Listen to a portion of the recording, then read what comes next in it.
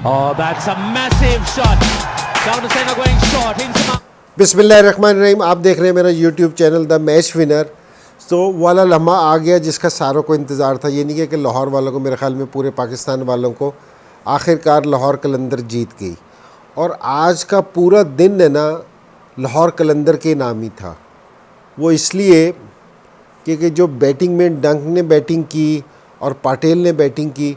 T20 में काफ़ी सारी इनिंग्सें इस तरह की देखने में आती हैं, लेकिन 3 आउट होने के बाद जो टीम पिछले 3 मैच हार चुकी थी, पिछला रिकॉर्ड भी अच्छा नहीं था, उसके बावजूद भी उस प्रेशर में आके इस तरह की इनिंग्स खेलना और स्पेशली इस तरह की बॉलिंग के ख़िलाफ़ कि जी जो बिल्कुल जेन्युइन तेज़ बॉलर्स थे उनके ख़िलाफ़ आके इस तरह की बैटिंग करना, तो बिल्कुल क्रेडिट जाता है इन दोनों बैट्समैनों को कि बड़ी ज़बरदस्त इनिंग्स खेल ली। पूरा दिन इसलिए कह रहा था कि शाहीन, मेरा नहीं ख्याल था कि जितनी उसको इंजरी थी कि जी वो खेल सकता है, लेकिन उसके बावजूद भी वो आके खेला।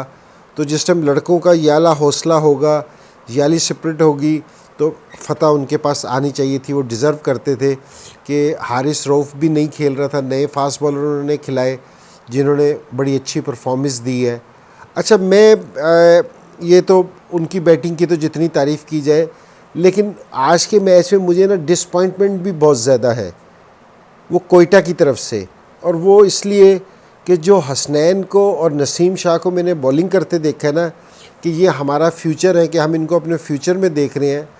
मुझे बड़ी हैरानगी हुई कि सरफराज भी विकेटों के पीछे था कि इतना सीनियर कप्तान है, तो मेरी नहीं समझ आया कि ये किस तरह की बॉलिंग कर रहे थे कि आखिरी मौके पे देखो बॉलर्स का जो पता चलता है ना, वो उस टाइम पता चलता है कि जिस टाइम कंडीशंस टफ़ हो, कि चीज़ें आपके फेवर में ना जा रही हों, तो फिर उन चीज़ों को आप अपने फेवर में करें, कि टफ़ हालात में आप सही बॉलिंग करें। कि आपने ऐसे मौके पे कि जहाँ बैट्समैन छाया हुआ हो तो ऐसे स्पॉट पे बॉलिंग करें जो उसको हिट मारना जहाँ मुश्किल हो। उन दोनों ने बहुत अच्छी बैटिंग की, डंक ने और स्मिथ ने। लेकिन अगर मैं कोयटा ग्लेडिएटर के डग आउट में बैठा होता, मैं उनकी बैटिंग्स की तारीफ़ करने की निस्बत है ना अपने बॉलर्स को ज़्यादा क्रिटिसाइज़ करता कि तुमने उनको मौके फराहम किए हैं, कि उनको बिल्कुल रूम दिया है। तो मैं अपने यंग बॉलर से, मैं काफ़ी सारे बॉलर्स को देख रहा हूँ कि जी वो आखिरी ओवर्स में जिस तरह की उनको बॉलिंग करनी चाहिए, क्योंकि जी अब हसनैन है, देखो ये स्पीड है ना, ये इसको आप है ना बम ले लें, अगर आप इसको सही इस्तेमाल नहीं करेंगे ना तो ये आपको ही नुकसान पहुंचाएगी, आपके लिए डेंजरस हो जाएगी। अगर इसको सही इस्तेमाल करेंगे तो ये दूसरे के लिए डेंजरस है। कि अगर आप इसको लाइन लेंथ कंट्रोल नहीं करेंगे ना, सिर्फ ये समझेंगे कि मैं तेज़ बॉलिंग जहाँ भी करूँगा तो मैं कंट्रोल कर लूँगा, तो ये वाली चीज़ नहीं है। नसीम शाह को और हसनैन को और जो दूसरी टीम के भी हमारे यंग फास्ट बॉलर्स हैं उनको भी ये वाली चीज़ सीखनी पड़ेगी कि जी आखिरी ओवर्स में बैट्समैन को किस तरह कंटेन करना है। मेरा ये वाला दिल नहीं मानता कि जी एक 146 पे कोई बॉलिंग करता हो, एक 150 पे बॉलिंग करता हो, उसको कोई बैट्समैन आके सीधे छक्के मारे और अपनी 200 की एवरेज से खेले। तो ये कोयटा ग्लेडिएटर के लिए ना बैठ के सोचने वाली बात है। और मैं आज थोड़ी सी ये वाली चीज़ करूँगा। सरफराज है, कप्तान है, गलती हो जाती है। आज उसने जो नवाज़ है ना, नवाज़ इस टूर्नामेंट में ना ऑफ कलर नज़र आ रहा है। उसने उसको बहुत जगह, जहाँ उसने 1 ओवर दिया ना उसको, जहाँ उसको 4 छक्के लगे हैं, तो वहाँ से सारा मैच चेंज हुआ है। तो T20 में ना एक गलत डिसीजन है ना, एक गलत चेंज आपको मैच को है ना पूरा चेंज कर सकती है। उससे पहले तक है ना मैच कोयटा के हाथ में था, वहाँ से 1 ओवर से ना सारी सूरत हाल चेंज हुई है और जहाँ से लाहौर ने उसका फ़ायदा उठाया है। और ये सही चीज़ है कि जिस टाइम दूसरी टीम गलती करे तो उसका फ़ायदा उठाना चाहिए, जो लाहौर ने पूरा उठाया। तो लाहौर को आज की बहुत मुबारक हो इस चीज़ की।